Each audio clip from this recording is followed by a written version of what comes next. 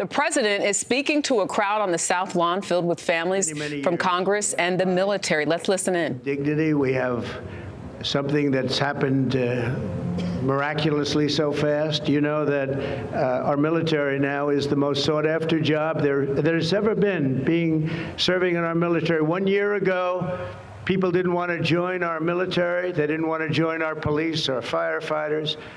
They didn't want to join anything having to do with our country. And now, as you probably know, the enlistment is at an all-time record. We're packed. We're full. And I just think that's so important because that was so sad 1 year ago when I heard those statistics. We had a different president, but nobody wanted to join, and now we're at a record. And I will say that I just left NATO, where we had a tremendous experience. They've agreed to put up over $1 trillion a year. They went from less than 2% to 5%, and nobody thought that was possible.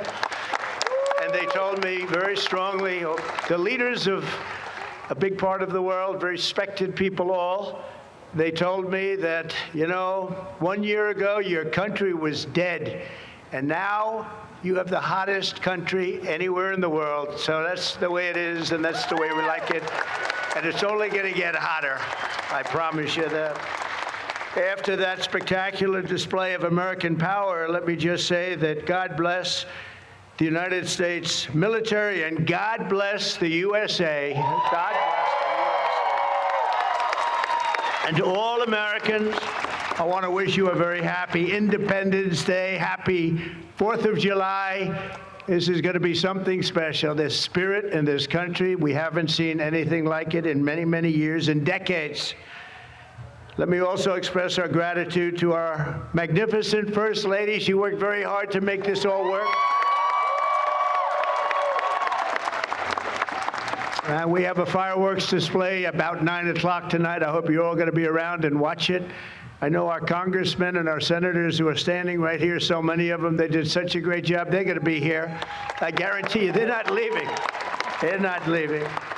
Thanks as well to the National Park Service, the USO, and countless friends and distinguished guests. We have so many people in the audience that have so much to do with the success of our country. We've, I think, had probably the most successful almost 6 months as a president and the presidency. I think they're saying it was the best 6 months, and I know for a fact they're saying the last 2 weeks there has never been anything like it as far as winning, winning, winning. So as you know, 2 weeks ago, our incredible Air Force pilots conducted one of the most successful military strikes in all of history. Operation Midnight Hammer, and that's exactly what it was. It was a hammer. This evening, we're honored to be joined by 150 airmen and their families from Whiteman Air Force Base in Missouri, home of the B-2 bomber.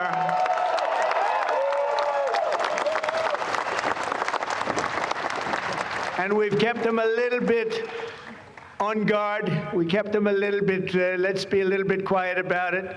But if you want to raise your hand very quickly, raise your hand, because you people are just incredible. They don't want to be in disguise. They say, we don't have to do that. They're looking at us like we're a bunch of babies. We don't have to be in disguise. We saw all those hands go up. Thank you very much. We owe you everything.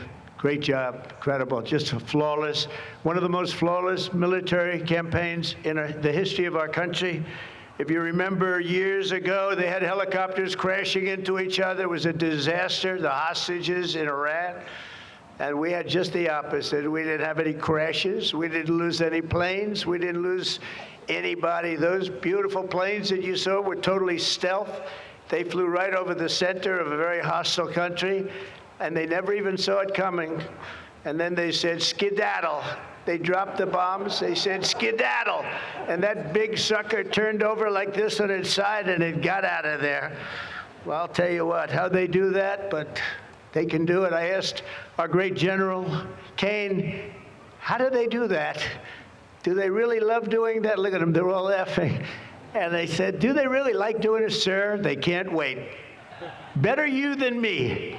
That's all I can say.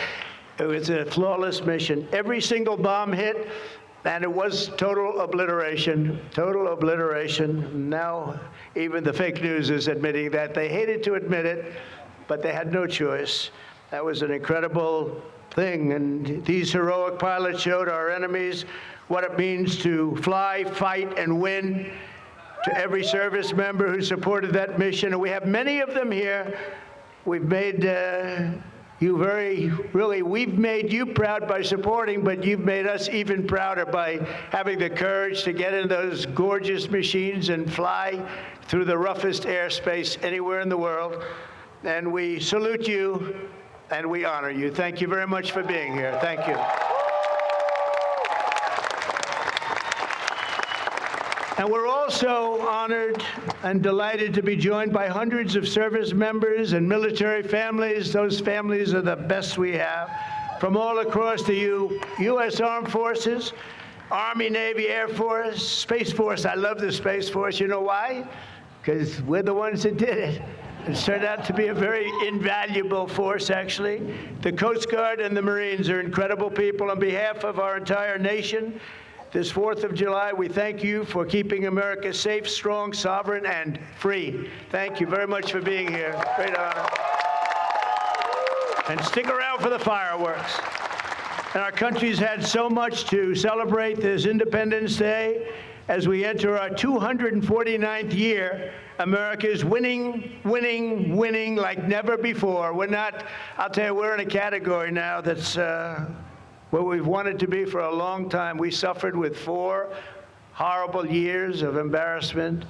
Afghanistan, maybe the most embarrassing moment in the history of our country. We're never going to let a thing like that happen again.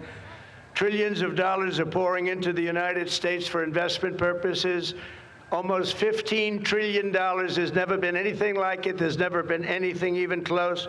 The stock market's at an all-time high. Jobs are at an all-time high. Everything's at an all-time high, and we're going to keep it that way. We have the greatest country in the world, and we're back. We're back like nobody thought possible this quickly. I thought it would take maybe a year, maybe 2 years, maybe even 3. And we did it in less than 6 months. So we are back and strong. We've restored American strength and deterrence on the world stage. We're respected again. The world is respecting us again. When we did NATO, those leaders came up to me and they said, you know what, we're going to go to a new level of spending because you're requesting it, sir. They didn't talk to your last president like that, I can tell you. They didn't spend any money. They didn't spend anything. In a few moments, we're going to make official the greatest victory yet when I signed the one big, beautiful bill. And before I start, I want to tell you that I've never seen people so happy in our country because of that, because so many different groups of people are being taken care of, the military and civilians of all types, jobs of all types. We're adding things like the biggest tax cut in the history of our country, child tax credits. So many things are being added that we wouldn't even have time to discuss them. When we were doing it, John Thune and Mike Johnson right there, I see Mike, what a job they've done. What a job they've done. But you know, it was supposed to be in 3, 4, 5, 6, or 7 different bills. And I was on one of the fake news shows and I said, let's do it in one beautiful, big, we want one big, beautiful bill. I said that to this newscaster, and I think a lot of the congressmen and senators were watching, and they said, let's name the bill that, the one big, beautiful bill. And that's what we did, and what we've done is put everything into one bill. It's never happened before. It's the biggest bill of its type in history. We've never had anything like that before. Nothing like that they thought would be possible to get passed. And actually, I liked it because we had so much in there that no matter who you are, there was something in that bill that would make your congressman or your senator or your congresswoman, much more importantly, raise their hand and support, right, Lisa? So that was something, and it was really something special. So the American people gave us a historic mandate in November. We won everything. We won the Swing states, all 7 swing states, we won every one. That rarely happens. We won the popular vote. We won the districts, 2,750 to 505. That's why when you look at a map, it's all red, a little blue on each end, but it's all red. And by the way, red means Republican, just in case. But we made promises, and it's really promises made, promises kept, and we've kept them. This is a triumph of democracy on the birthday of democracy. And I have to say that the people are happy. They're happy. And I listened to a broadcast, and I read a couple of articles. They have the Democrats, they should have voted for it. They didn't vote for tax cuts. They didn't vote for taking care of people. They didn't vote, not one vote. And we knew that because their hatred of either the country or me or both is so great. They didn't vote at all, and it's terrible. But I just have to say, they have a routine. It's terrible, they say. Terrible, terrible. You saw that guy standing up for hours yesterday. He didn't know what he was even doing there. I say, when's he sitting down? He had a towel. He's wiping his face. That's not too elegant. But what is he? I said, what is he doing for so long? And he couldn't criticize the bill. He was criticizing everyone else and everything else. So they've developed, and this is according to the news media, they've developed a standard line, and we can't let them get away with it. Oh, it's dangerous. Oh, everybody's going to die. It's actually just the opposite. Everybody's going to live. This is just the opposite. And I just want you to know, if you see anything negative put out by Democrats, it's all a con job. And they said, and they compared it to just like the con job of Russia, Russia, Russia, and all of the other things they did. The 51 intelligence agents said, and the laptop from hell, it came from Russia, they said. No, it didn't come. A lot of things come from Russia. That didn't come from Russia. And it was all proven out to be a fake job, and that's what they're doing with this. So we just have to look forward, fellas, look forward and just say what it is, because it's the most popular bill ever signed in the history of our country. Whether you're military or anybody else, this is the most popular bill ever signed. And it includes the largest tax cut in American history, the largest spending cut, $1.7 trillion, and yet you won't even notice it. Just waste, fraud, and abuse in American history. So you have the biggest tax cut, the biggest spending cut, the largest border security investment in American history. We want to have strong borders. And the only thing is, we want to have great elections, too. You need strong borders and elections. And my people have promised me that we're going to go into elections, and we're going to make sure they're not rigged, that they're not sullied. We're going to make sure that the elections are going to be fair. You need 2 things. You need strong borders, and you need fair elections. And we're going to make sure on the elections also. And our armed forces are one of the most vital military modernizations of all time. It will take place.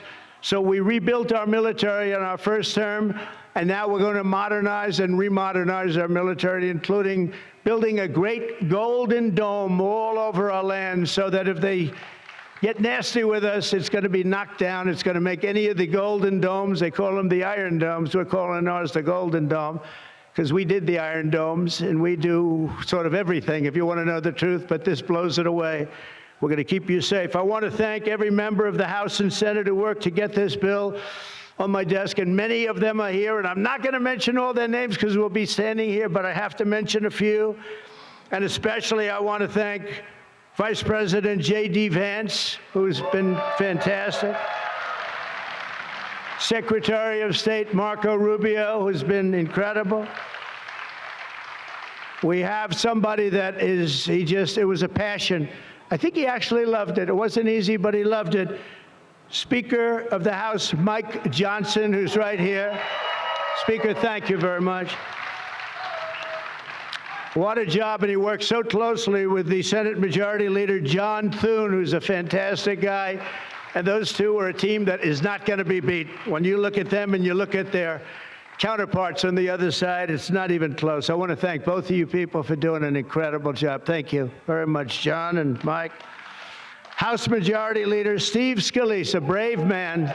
Steve, you know, he suffered a tragedy a number of years ago. I was at his hospital bedside that night with Melania, with our First Lady, and he had no chance. The doctor said he has very little chance, and You look better today than you did then.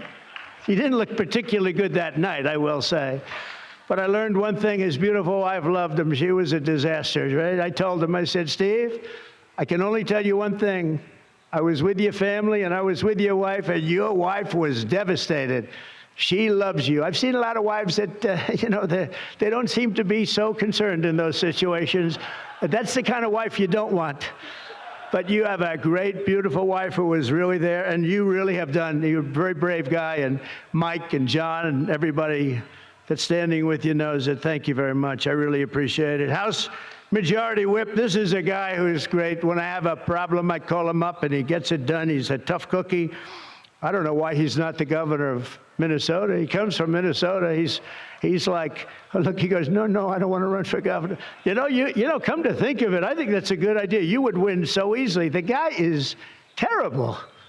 You would win. You just have to take a look at that handsome face of yours, and you'd win. Tom Emmer, everybody. He did a great job. And I think you should consider that, although we don't want to lose him, do we? We don't want to. Let's stay where you are. I think stay where you are. What a job you did. And Senate Majority Whip John Barrasso, who's incredible. Senate Finance Chairman Mike Crapo. Thank you, Mike. What a job. What a job. He knows that tax stuff. Him and Jason, they really know their stuff. Senate Budget Committee Chairman Lindsey Graham. So you were listening to President Donald Trump thank those who helped him get the big, beautiful bill across the finish line. He is getting ready to sign the bill at any moment. Want to go to Scott McFarland at the White House. Yesterday, President Trump said, quote, I think I have more power now after the bill's passage. Scott, just talk to us about how significant this victory is for his administration. I mean, you heard him just a moment ago talk about trillions of investment, jobs at an all-time high. As far as the bill is concerned, saying more money for the military. There's money for civilians of all types, child tax credits, biggest bill of any type in history. What is that all about? These are extended remarks, Jericka, because the president is trying to emphasize that this is a victory. He is trying to declare a victory for the country and for his party. And he really overcame some hurdles to get this thing passed. There were dissenting voices inside the Republican Party, some who thought this spirals the deficit further. Huge debt concerns. Others said this risks cutting Medicaid to people who need it. In fact, the critics of this bill say this could cost Medicaid and nutritional assistance to millions of Americans. So it's been controversial, but he got it through on a party line vote against some odds. A few things he mentioned during these remarks. He called it the most popular bill ever signed. That's kind of the issue here. It is not polled well. There's no sense the country has galvanized behind this bill or knows much about it. He's going to take this signing ceremony and try to amplify the bill, trying to make it popular. But tell you this, Jericka, no matter what, this signing ceremony you're about to see, it's going to get clipped and used by both parties. Republicans think this is a win. Democrats think this is a political pariah they can mechanize in the 2026 midterms. Scott, I want to go now to congressional correspondent Nicole Killian. She's on Capitol Hill for us. How does this bill affect Americans, Nicole? Well, I think as you heard the president say there, he believes that there is something for everybody in this package. You know, the centerpiece of this new law, once he signs it, is an extension of his 2017 tax cut. So, for instance, families will notice an increase in the child tax credit of up to $2,200. It also increases spending on border security and military, top domestic priorities of his. It also features popular proposals like no taxes on tips and overtime, something he campaigned on, although those provisions are temporary. But in order to pay for some of this, it does come with some pretty deep spending cuts, as Scott mentioned, to food assistance programs like SNAP, as well as Medicaid. And the Congressional Budget Office projects that this could add upwards of $3.4 trillion to the debt over the next 10 years. So that has been a concern among some lawmakers here on Capitol Hill. Worth pointing out to people as well that many of these tax provisions in particular will likely take effect as soon as this year, but some of those changes to Medicaid and food assistance programs, like implementing those new work requirements, will be phased in the coming years. Jericka. He came down hard on Democrats and said that those who didn't vote for him had a hatred for the country or me or both. There seems to be issues with any type of criticism, and as you mentioned, that $3.4 trillion that it could add to the deficit. Talk about the expectation of how this could affect Republicans in the next year's midterms.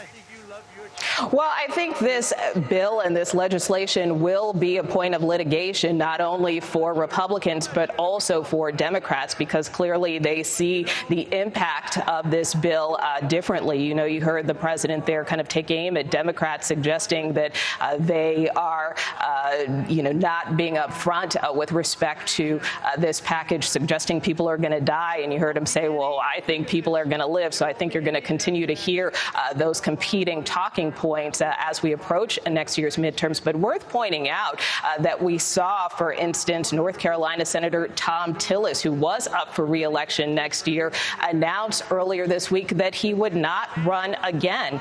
And while he told me that it wasn't specifically because of this bill, he did express some very deep reservations about this package, particularly those changes to Medicaid, as did Susan Collins, another Senate Republican who opposed this package. She, too, faces a decision about whether she's going to run again next year. And, of course, you had Kentucky Senator Rand Paul, who also opposed this package. Of course, in the House, we saw Tom Massey, also a fellow Kentuckian, as well as Congressman Brian Fitzpatrick of Pennsylvania. So the president did face some defections with respect to this bill, even though it was passed along party lines. But certainly it will be in play come next year for the midterms. Yeah, and it happens so quickly. Nicole, stand by. I'm going to turn now to Scott McFarland. Another deadline looming that we want to talk about is the next round of tariffs that hit next week. Yeah, the president met this deadline. He wanted to sign the bill into law by July 4th, and here he is on Independence Day doing so. But he's got a deadline of Wednesday, July 9th at midnight Eastern time for tariffs to be re-implemented or raised again. Dozens of countries across the globe that has the prospect of doing what it did back in April when he initially introduced those tariffs, jamming up the stock market, rattling small businesses, potentially triggering inflation. There's an uncertainty between now and Wednesday, and there's been little indication of definitive progress with most of the nations across the globe, and it's uncertain what the president does before that deadline. But as he moves over to sign the bill, let me just note a few things you heard in those remarks, Jericka. A few things we should fact check. He said military recruitment had plummeted during the Biden administration. In fact, last year, 2024, military recruitment was up 12%. He made another baseless claim about rigged elections, again, intimating the 2020 election was rigged. And one thing Democrats have noted, Jericka, he has in the past 48 hours infused more of his remarks with the word hate when responding to Democrats or referencing Democrats. We saw it last night in Iowa, and we saw it again on the South Lawn of the White House on the nation's birthday. And as he's walking down with his wife, hand in hand, Melania Trump, to sign that bill, I think we have time to speak to Nicole for another quick question, just about reminding us how we got to this point. There was a lot of contentious debate over getting it over the finish line, Nicole. And it looks that's right. In fact, we saw, lawmakers here at the Capitol around the clock, both in the Senate and in the House, working on this package well throughout the night, 24 hours plus before they were able to vote on these packages, in large part because there were some last-minute deal-making to try to win over senators. We saw, for instance, in the Senate, Vice President J.D. Vance ultimately had to break the tie on this bill because of those three Republicans who opposed it. And of course, in the House, we also saw a lot of delays, even just to get the bill to the point where it could be debated on the House floor. We saw votes held open for hours, as behind the scenes you had officials from the White House negotiating with Republicans to try to get them to yes in that final vote. And of course, the president himself was quite engaged on this. He came up to Capitol Hill a number of times to rally lawmakers, to push them forward, to get this bill to his desk by July 4th. And of course, now we see that he got his wish. Yeah, and it looks like he is signing this bill into law right now. He just picked up the pen. Looks like he's looking for where exactly before they take the picture, and he's signing the bill. The one big, beautiful bill. You see thumbs up, surrounded by people within his cabinet. You see Mike Johnson, the House Speaker. You see Steve Scalise, I believe, off to his left. Scott, if you could tell us what Democrats are saying regarding this photo op. This is quite an American moment, Jericka. Both parties are quite confident this photo op, the one you're seeing right now, is going to be political nitroglycerin for them in 2026. Republicans think they have a big victory here to tout to voters, to show what their control means. Democrats think this thing is a political loser. It's going to impact millions of families, could cut health care, nutritional assistance for people, just the kind of thing they can use in the midterms to win back the U.S. House and contain this president. All right. Well, on this beautiful sunny day on the south lawn of the White House, everyone seems to be all smiles as the one big beautiful bill was just signed into law. Our coverage will continue on CBS News 24/7, your local news, and tonight on the CBS Evening News. This has been a CBS News Special Report. I'm Jericka Duncan.